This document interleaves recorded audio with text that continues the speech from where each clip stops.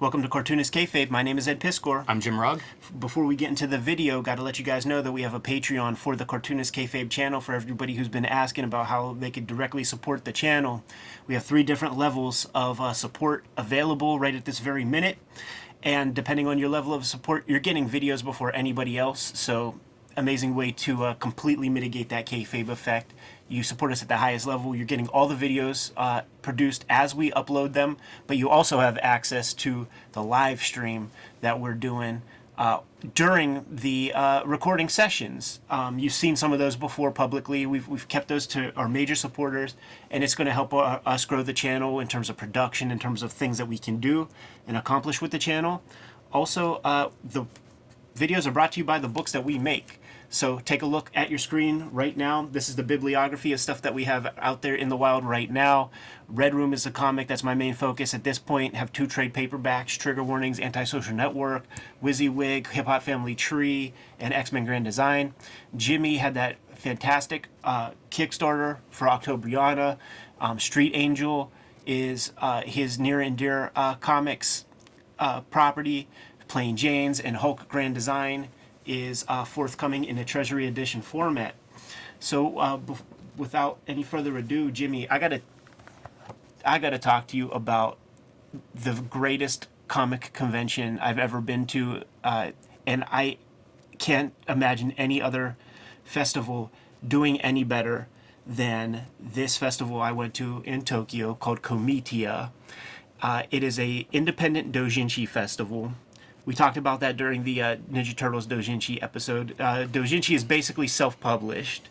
Doujin means same or like-minded. So the idea is that you're making like a fan publication for other like-minded people. This is the smaller festival in Japan that handles doujinshi because this is only original stuff. The bigger festival is called Comiket, and it's almost all kind of bootleg comics from licensed properties. That one gets about 700,000 people per year and happens 2 times a year in Tokyo. This is the smaller cousin that only gets 25,000 people showing up on one day to participate, between the people behind the tables and the people who are participating to like read the doujinshi. And I bought comics, but there will be sections in the festival where it would be like doujinshi of like billboards and just photographs of billboards. Like there was one where it was there's a famous dentist who's on 1 million billboards in Tokyo, and somebody like went out and took photos at every location of every billboard and just made a book. Wow. Yeah. So like doujinshi exists for every piece of fandom, and it doesn't have to be comics. That's fascinating. There's also a doujinshi concept of taking orphaned properties that have never got a tankobon format, and people making bootleg trade paperbacks because that's the only way you'll ever get it. Some of the dudes I was with, they were on the hunt for this like mahjong manga from the 70s that never got a paperback treatment, and they found like the doujinshi guy who like really made the bootleg trade paperbacks. We talked about it on an Akira episode where like that's how Akira collections start. Yeah. Because they didn't want to make them the size that Tomo wanted them. The fans made the bootleg and it won an award. Yes. That's amazing. Jimmy, this is our layout for our festival, man. And this will be a good guide. 25,000 people, man. You know, like I'm running through my head of what size show that is. I think that TCAF across 2 days gets about 30,000, 25 to 30,000, but that's a 2-day show. And we've been there whenever it is standing room only in a pretty big facility. And I think, I'm not sure the numbers on Heroes, but I feel like that's a 25, 30,000 number show. So big shows. Yes. So of course you're going to have a big, the map size doesn't surprise me because that's a lot of people. Yeah. It's several times the size of the city I grew up in. It's the entire bottom part of the Tokyo Big Site. And you go up an escalator and there's a whole nother section. See, so like you get in here and you handle the flow. You go up to the 2nd floor this way. So if you follow the natural flow, this is where the hentai is. So like that's a wasteland if you're not there early to like pick up your porn comics. Like those guys sell out in 2 seconds. That's so bizarre. So it was very Byzantine trying to figure out how to get to this joint and how the whole process works. because it is a free show, but you have to buy the $15 book, and That's a smart gimmick. it's smarter than you think, because you could get this book around town, but it might sell out at stores and stuff, so that you could buy it on hand. And the thing that's most smart about it is that attached to this piece right here, you see the perforation. You put all your personal information, your email address, your phone number, your name, all that stuff, and you rip it off and you give it to somebody. So now that shit is going on a mailing list. So that's the genius part, where they're just accumulating this giant fucking mailing list of names That you're paying for. You're paying to be on their mailing list. Smart, yeah. Fucking super genius, right? So I needed people to walk me through this whole process, man. And you get through, you do your COVID check, you do all that bullshit, you get your wristband, and now you're spit out into the festival. The main concourse, and we'll just look through this stuff. The main concourse, which would be, like this area, you have your doujinshi printers, the factories that publish doujinshi, that 24/7, they're just running off doujinshi. We just told you the numbers, so you can imagine it's a very, very big culture of comics making. Their presses 24/7 are running, just making doujinshis. There's maybe 4 big printers, and they all have a big sample section where you can just go through all the books that they make and the different kinds of papers, cover stocks, print technologies that are possible. Brian Moss's girl bought this doujinshi that was in the shape of a fucking coffin. Die cuts and everything. Cost like 200 yen, which is less than $2, probably $1.25. The shit cost. So they're out there in the main concourse where like these cartoonists can come out and make deals and see who publishes the best looking stuff for the format that they're interested in. Deleter is out there, has a booth showing off all of their. You could go buy screen tones. You could go buy markers. You could go buy paper to draw your next manga. Clip Studio is set up out there. Copic is set up out there. All of these businesses that are set up to help facilitate comics making. Those people that make those pose books and shit have a thing set up there to hook you up. So you're seeing that to start before you even hop in. Now you hop into the joint. You start off like around here. Like this would probably be where all the deleter shit and all that kind of stuff is. You start out over here, and what this whole piece is over here, this like number 2 section, it's every major publisher is represented in like a block, and every major magazine that they publish there's an editor for every single one of the major magazines set up in their own little booth, taking on all comers, looking at portfolios. Wow. From every publisher, from every magazine. So Kodansha, Shogakukan, Shueisha, they have their own sections, and then there's like the smaller publishers that are set up taking on all comers. All right, let me pause you here. That is amazing. All of that is amazing. Amazing. Because I'm assuming that all the suppliers, part of how you pay for an event like this, like those are almost like sponsors. Having all of your publishers represented and looking at talent, that's a publishing industry. That is what we do not really have, at least not in an organized way here in America. Like this is a competitive industry that is hungry for that next talent, because guess what? That's how we stay on top, or that's how we get on top. Yes. And it's a totally different attitude here. Yeah. It's so like we could have this. This could exist. It's totally possible. The interesting thing was there wasn't the hugest lines for portfolio submissions. Everybody was busy, but so many of the kids were just behind their table hustling. I've heard about doujinshi artists. I don't know if they have a name, but that many of them, it is a side thing. Yeah, it's not aspirational to be professional, right? It's fun. It's a hobby. It's a passionate thing, but not necessarily a thing where it's like, this is my stepping stone to having a regular, being a full-time mangaka. And I think there's a lot of that's something that is, you know, I know so many artists here in America where it's like that may not be the way I make money, and sometimes it's by choice. Right. You know, like that's a thing that means a lot to me, and I want to participate, but I'm not chasing. I don't need to go meet with that editor because that's not actually what I want. I got the impression that the people who went to the that section came there for that. Yeah. You know what I'm saying? So see, here's just some examples, man. You got Clip Studio, Paint. You got Deleter. You got all these businesses, 30 different businesses set up for just your needs. For when it comes to drawing, you know, supplies and stuff.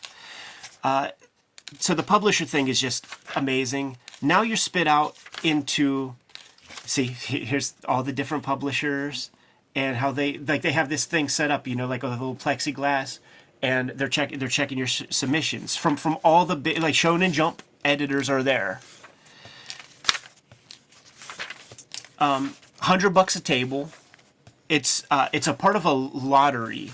So we go out there next year. We could participate in that kind of raffle, and I think we might know the people that might be able to goose some stuff. These are your people who have the tables, and everybody gets a little square in here as like a little biographical piece. But it's real possible that we'll be able to set up here. I know that Philip Tan set up at doujinshi festivals and things. So you got your floor, you got your different sections, and then subsections. So it's like, you know, the A, B, C, and then like table A1, 2, 3, 4, 5, 6, 7, 8. So here's all your doujinshi creators. You'll notice like a lot of sameness. First off, everybody completely professional. There's not like one kind of amateurish piece of work that I saw there, because I think the competitive thing about the raffle is like, we're not going to let dog shit in here. That said, there's a lot of house style, I would say, where it's just like a very clear thing. And so much, like, I think there might be a function in Clip Studio. I think this exists in Procreate, where for perfect symmetry. So like you draw half a face, sure, and then the other half gets drawn on the other side. There's so much of that kind of like uncanny perfection kind of art that we're not going to see less of that anytime soon. Left me cold. Yeah. Left me cold. So on top of the conversation, I'm going to show off my haul. And I picked up firmly everything I think that was there that was a little wild, a little interesting, that I felt comfortable bringing back. Right. Because they have very loose rules out there in Japan about stuff. Are these mostly, would you say these are mostly like covers of their books? Because that'd be I don't really think cool. so. Yeah, I don't think so. I think that's just like you get to upload a money Piece shot of of your art. character. Okay. Because one thing that they have figured out is the cover gets a lot of work put into it, and the interiors are often lacking when it comes to the covers. So you put your money down. I imagine you have to check a lot of boxes to when you submit to participate, because they had every section kind of cordoned off, kind of by genre. That's what I was going to ask next, is how those sections are set up. I think that makes a lot of sense. Although that would also damage me. You know, like I would be like 4 tables into the action section or whatever, where I'm just like eyes glazing over. But it makes so much sense, I think, from a user perspective, right? Yeah. Like think about these conventions organizers. Think about them for the person that's coming in off the street that's buying the $15 guide to get in. Yeah. What's the best experience? Right. And yeah, if you're there because you love cat comics, put them somewhere that I can see them all. It's true. So there would be, like, certainly the boys love section is still the hugest.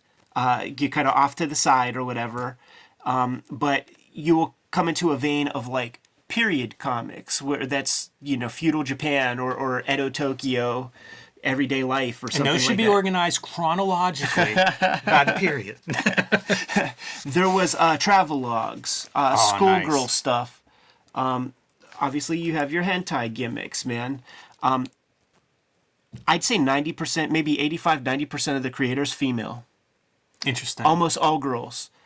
Everything I bought from somebody was from a lady, with the exception of one thing. No, 2 things were from dudes, because they drew some fucking tough, gnarly shit. But also, like, it would be like, this might be a girl who made that. Yeah. Like all these like super big titty things that, you know, people would cry about here. It's heard, chicks making that shit. Yeah, you know what? I saw comments on like the Turtles doujinshi stuff, and it was basically implying that the readership is gay males, and demented or deranged, or you know what I mean. And it's like that's really not it. Yeah. Like that's not at all who's reading this stuff. It's made by it's chicks us jumping to for conclusions, chicks. but not accurate. You Yeah, know? no. So yeah, it's hard to judge the that part, I think. I saw somebody said something about like we used the word perverted in it, and they tried to spin it like we were being homophobic, and I'm like, the turtles are brothers, bro. Like, if that ain't perverted to you, I want the FBI to go into your hard drive right now. Try harder next time. You'll catch us slipping. We got hours and hours of video. You'll find something that you could like hang your hat on probably and make a fuss, but that ain't it. Don't do it when it comes to the incest. Hey, I'm not gonna lie. I kind of love these. Like just seeing like the little thumbnails of all the characters. And you're right, there's a lot of similarity with a bunch of headshots.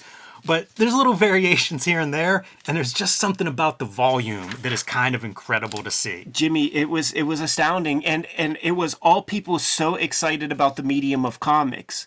Can't even talk to you about like how like when it was time to leave, and I'm catching trains, and I'm seeing all kinds. First off, everybody's fly. Everybody has fly gear and looks fresh as fuck.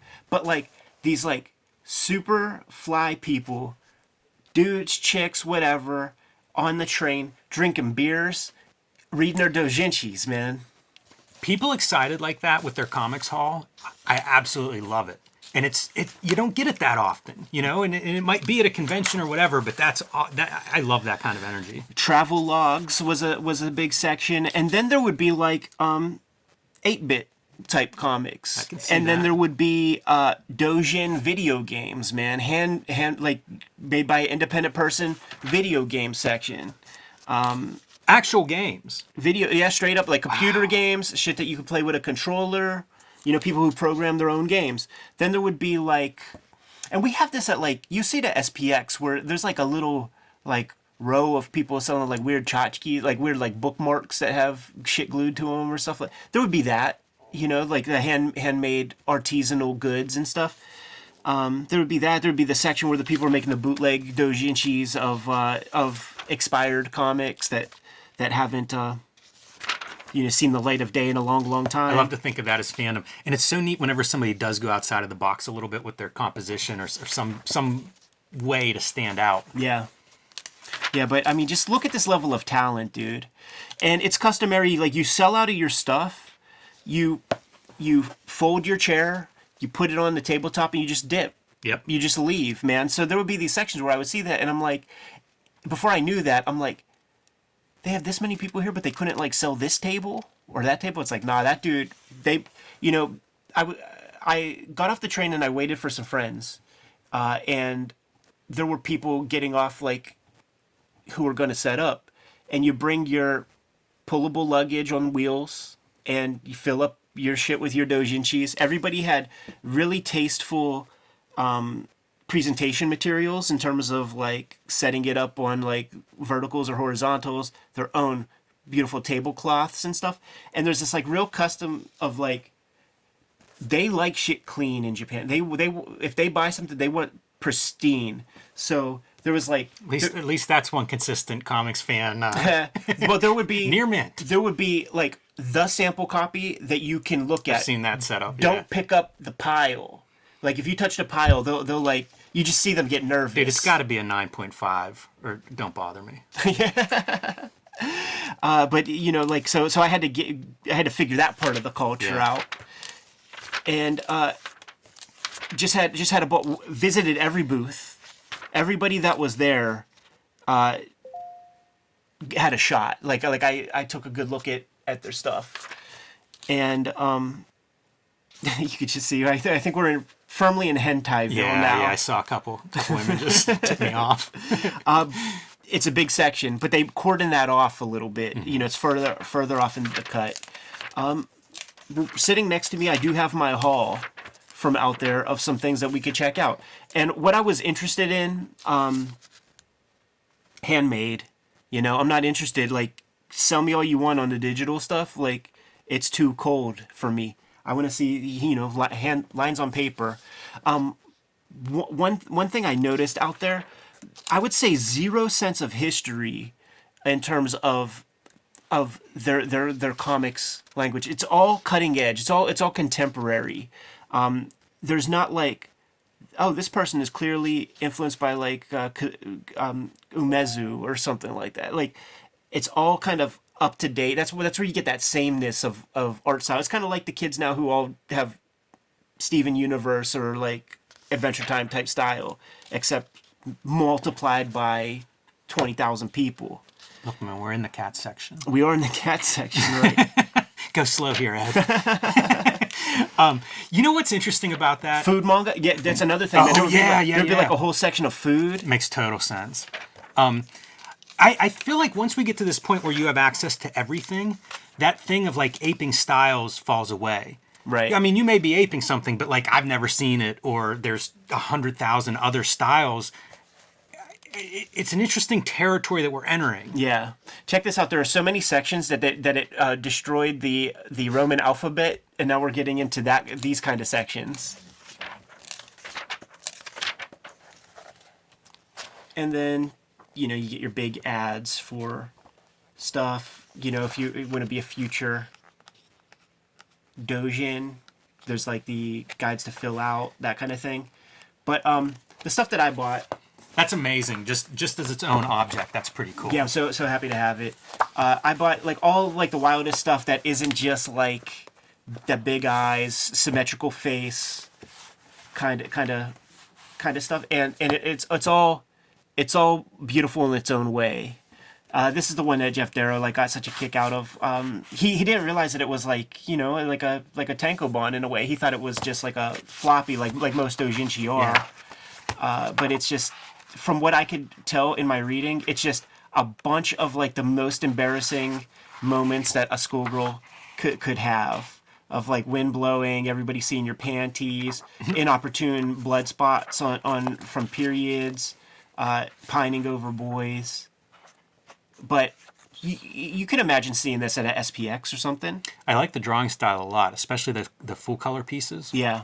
No holding lines. Really like how that looks, and I like that there's a variation where it's not all one color treatment. Yeah. Really, really solid cartoonist. Mm-hmm. And I don't know, but I think I do think that maybe 100% of what I bought are people who are former pros or are on that route. Like these ain't hobbyist people. Like they're really trying to make some stuff. As evidence, like check this out. Like look at the insanity. Yeah, that's spectacular. Of this work. Like you just can't imagine that this is. That's your drawer. Yeah, that this is like somebody's just doing it on the weekends. Like this is somebody who's fucking all in, dude. Hey, did you get a sense of non-Japanese people in the audience? Is this something that attracts a crowd of... I don't think so, man. I think I stood out like a sore thumb. There's a koala bear. And a flower. Bob the Angry Flower. But look at the insanity. Yes, that's madness. Yeah. I can see why you pull a trigger on this. Yeah. I don't think any of my choices will be denied, man. Yeah, that's really impressive. Also the full color part of it, like this might be one of the very few. Jeez. What's one Jesus when you could have about 456 of them? Touche. A lot of variety on these pages too. Yeah, just beautiful mark making, beautiful art. I think this might be digital. Mm-hmm. You know, like I'm quite sure it is, but they made it work. They made it work, man. Yeah, geez, wow. That again feels like that kind of, like, we've all come out of like SPXs with that book where you're like, I don't know who this is, but holy cow, page after page of just wonder. This one I grabbed before, full disclosure, before we started. a lot of people. Love it. I met a lot of people out there that had like half finished stuff. It's so cool looking. I never see, just penciled manga, so that's really cool, and I love that it's written in pencil as well, get your hand lettering, but it's really, there's something to see in it this way. Yeah. Like, this is so close to mini comics that we know, but, obviously different sensibilities and approaches. They were very ashamed that they didn't have a finished manga at the time, so it was that thing like David Cho said where they bow their head and they're like, oh, like I could not finish on it that time. Page a second. We've been looking at all kinds of stuff since you got back, and one of the things I've taken away is there's a certain group of artists or art or style or something that's more attitude than anything else. And to me, this page it fits in there. Like even this panel, it fits in there where it's like there's a handful of artists, and we'll be covering more of this going forward with the channel because I'm real interested in it. but it's almost just a coolness and attitude that comes off the page, and I can't quite define it. Yeah. But I've been seeing it, and I've been making notes. You know it when you see it. Yeah. And then when you show a sample of them, like, everybody will know what you're talking about. But yeah, there was several of these where they were like pretty unfinished, but just seeing actual organic pencil in the manga style is pretty breathtaking. Yeah, I'm real impressed by it. It bums me out when somebody's like down on their own work. Yeah. And especially because I get so much joy out of looking at that. This won't be the last time I look at this. Right. And yeah, I get it. You wanted it to be finished, but man, it's cool to see it like this. This is an old dude making a period piece, and wow, totally professional. Yeah, 100%. Right. And Like, also very different than I expected. Yeah. Wow, that's pretty too. I got this one for some of the cool set pieces. I think there's a bear that gets fought. And, you know, he's talking with my translator dude. And is like, oh, the mangaka says that this is part 2 of the story. I'm like, I can't read it anyhow. Like, there's not a bear getting fought in the other one. So, like, I'll just stick with this one. Some of his drawing stuff I've been admiring as you're flipping. You know, like some of the hatching and like the grays in the background. Yeah, that's great. You just sliced them down the middle. Gonna wear that motherfucker, dude. Some unfinished stuff for volume 3, perhaps. I like that. I like getting a glimpse, you know, behind the behind the ink curtain. Yeah, if you're interested, man, here's your guy. And older dude. You know, either was an assistant. My translators said that sometimes these people, they're pros, but they operate with doujinshi fandom names, like fake nom de plumes and stuff. Yeah. That's really cool. Yeah. See, that speaks to me too of a healthy industry, because like you have that here in prose, you know, Right. where writers will be like, I'm going to go outside the norm, but I don't want to tarnish my legacy or name or whatever. You know, don't want to give the wrong impression because it's something different. Little process zine that was given out at this lady's table. And I think this is her also. Banana Girl Nostalgia. What a name. And she had that sort of attitude. This looks really nice. Like super big titties, all that kind of stuff, man. And this would be the shit that people try to cancel dudes over. But these hardcore chicks fucking are all about it. Ooh, I like this one a lot. Yeah. Knife fighting in a way that really looks like it hurts. Oh, fingers cut off. You would see these. You would see these the Get younger Todd kids, McFarlane on the phone. and they would be working at the tables on their iPads. Yeah. You know, just like making the next round of doujin. Yeah, I believe it. Jeez. Look at that boy, got grizzled up.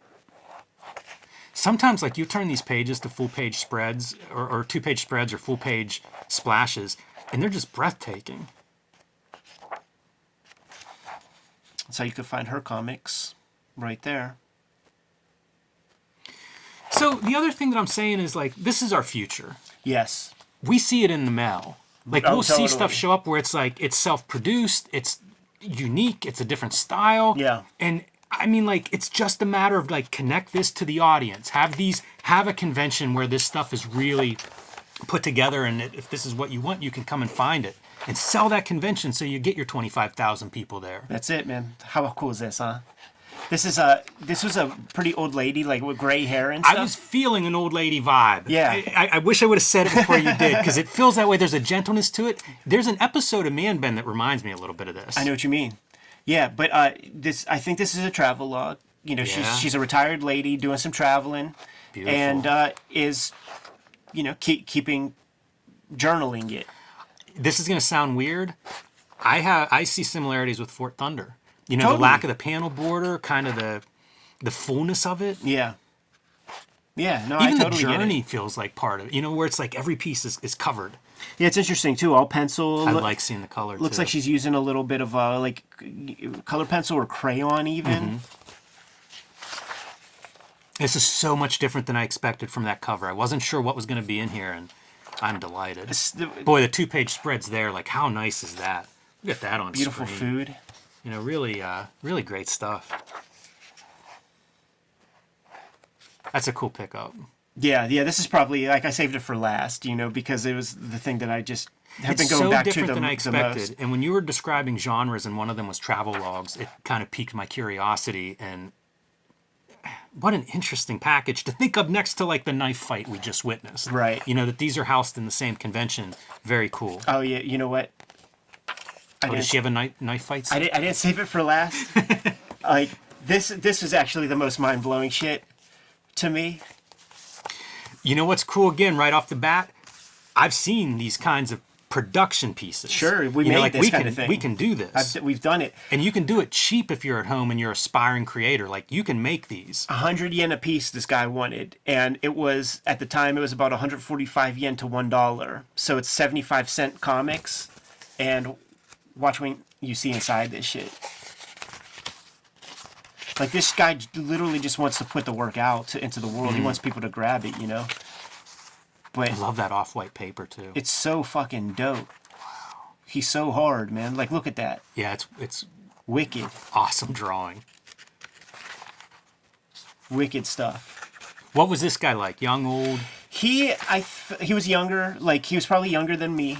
But, Some energy there. But in his 30s, maybe.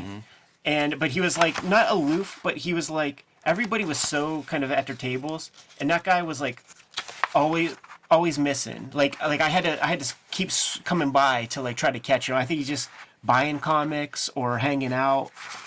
Yeah, it has that energy. Like, this is something that, man, if this dude came and exhibited at SPX, how books will buzz? Oh, yeah. I feel like this would be a book that would buzz around that show, and by the end, but this is the book you try to pick up before the show closes or he sells out. Exactly. I like his attention to, like, the word balloon outlines. I've seen 3 or 4 techniques around them. Right. Like this kind of... Look at that right there. Yeah, that's really cool. That's great. But, like, the little attention to detail is really fun. Yeah. Again, looks like a guy who, you say, like, some of these people aren't studying history or whatever. I feel like this dude's looking at everything he can. Totally. Uho man. And if you know the language, maybe you could glean some contact information from that. It also wouldn't surprise me if he has a day job or is an assistant or something. Because otherwise, like, you look at the energy on those pages, I would expect like a 1,000-page book coming out of him. Yeah. And I bet something's keeping him from that time. That's what's my... That's late night drawing in my guess, and very good drawing. That's my guy said that they think that he's a pro. Yeah, that would make sense to me. An assistant or something like that, man. But there it is, dude. A very small haul, but a very powerful haul. There were regrets. There was one book that I've been thinking about since, and it was just too expensive and too unwieldy at the time because I had other shit with me and just couldn't carry too much. It was like a bestiary book, and all the monsters were kind of kaiju based on sushi. So it would, like, for color schemes and stuff. Yeah. So it would be a monster, and it would look like a monster, but you could tell that, like, the orange and white stripes, it's like salmon. Yeah. And all the monsters would have, like, a little white undercarriage with, like, fur, like, where the rice is, you know what I'm saying? And it was just such stunning concept art, but I left it. I've been thinking about it since, and I left it, and I didn't get it, and I'll be thinking about it the rest of my life. Because I'll never see her again. It would be like, the little scallions and shit, or like still salmon roe, like the little, like, then it would be like a red orbed necklace on something, or you know what I'm saying? It was so fucking sick, but I left it. And there were stuff of this ilk drawn at this level, but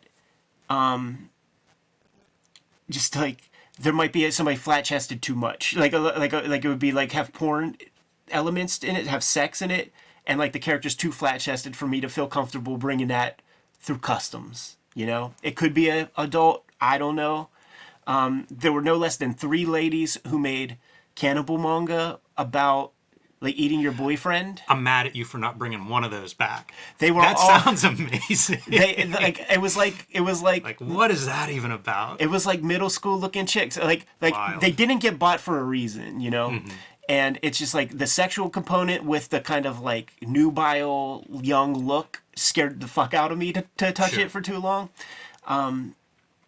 So there was that, like the the best of them was it was an amputee porn comic, and the drawing was so sensitive, like in terms of the figure drawing, but then it's perverted with all the amputations and the scars, but there's like fucking happening. And the rules in Japan are just so ridiculous. So like you have to censor sex, but like the censorship bar is like the tiniest little square on the dick hole. You know what I'm saying? And like that's enough to like skate So by. weird. It's just like you can't see the dick hole, but you could see the fucking veins on the side and like all that kind of stuff. Can you see? Did you see any original art? Did anybody have any of that? Nothing. Like kind of like Nothing, hey, man. see behind the scenes or preview? Nothing. There were plenty of doujinshi that were like pinups, like concept art and just like character I can drawings see and that stuff. being popular. But I didn't see one original piece of art there the whole time. No piles of art, nothing. And I think this haul represents the bulk of the stuff that isn't done on a digital platform, be it Procreate, Clip Studio, or some other, just drawing straight into Photoshop. Anyhow, man, Tokyo Big Sight, Comitia, 25,000 in attendance for what basically is like an SPX, but with the help and support of every major... Oh, dude, here's another one. There was a section there where it was all these royalty-free photo reference things. So it could be like this one book is a school. Like this one booth will be interiors. And it'll be just like the interiors of every important like convenience stores, malls, escalators, subways, subway stations.